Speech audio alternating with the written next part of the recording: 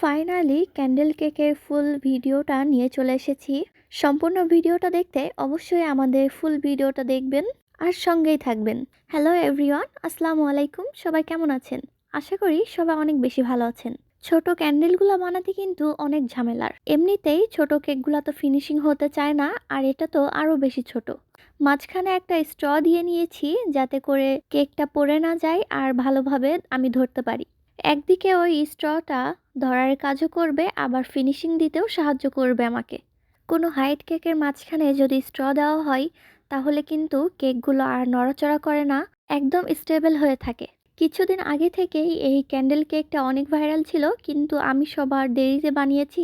কিছুদিন আগে আমি এটার একটা পোস্ট করেছিলাম ক্যান্ডেল কেকের। কেউ অর্ডার দিতে চাইলে অবশ্যই আমাদের ইনবক্সে যোগাযোগ করবেন। কিন্তু সেই কমেন্ট বক্সে একজন লিখেছে যে এইটা তো আর একজনের কেক, আপনি তার নাম মেনশন করেননি কেন, বা অন্যজনের ছবি কেন পোস্ট করছেন?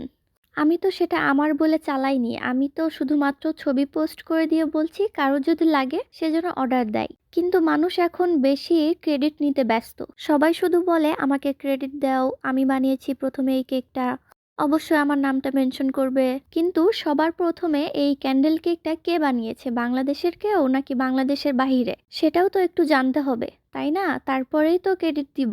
আপনাদের মধ্যে যদি কেউ জানেন যে ক্যান্ডেল কেক প্রথম বাংলাদেশে বানিয়েছে নাকি বাইরের দেশে, সর্বপ্রথম কে বানিয়েছে, তাহলে কিন্তু অবশ্যই ইনবক্সে আমাদেরকে জানাবেন। অনেকে আছে প্রিন্টেড ছবি নিয়ে সেইটা রিক্রিয়েট করে।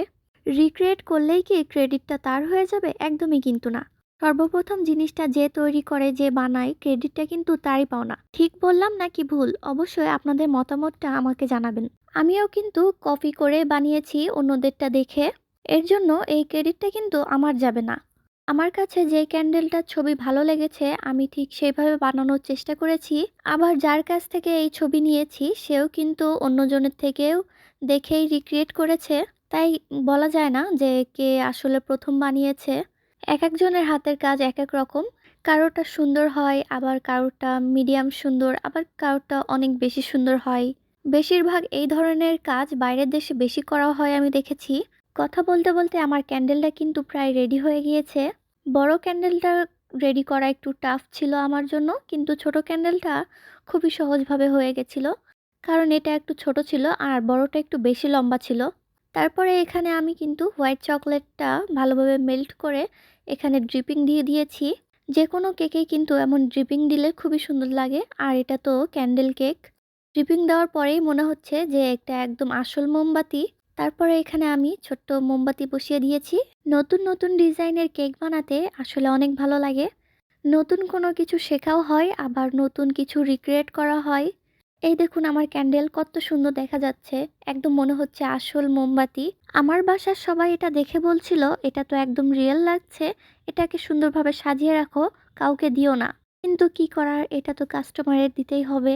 আমার তো মনে হচ্ছিল এই ক্যান্ডেলটা আমি না দিয়ে আমি নিজের কাছে রেখে দিই সাজিয়ে। একদম বোঝাই যাচ্ছে না যে এটা একটি কেক, আমার কাছে একদম মনে হচ্ছে এটা রিয়েল ক্যান্ডেল। সবাই কিন্তু অবশ্যই জানাবেন আমার ক্যান্ডেল কেকটা কেমন হয়েছে।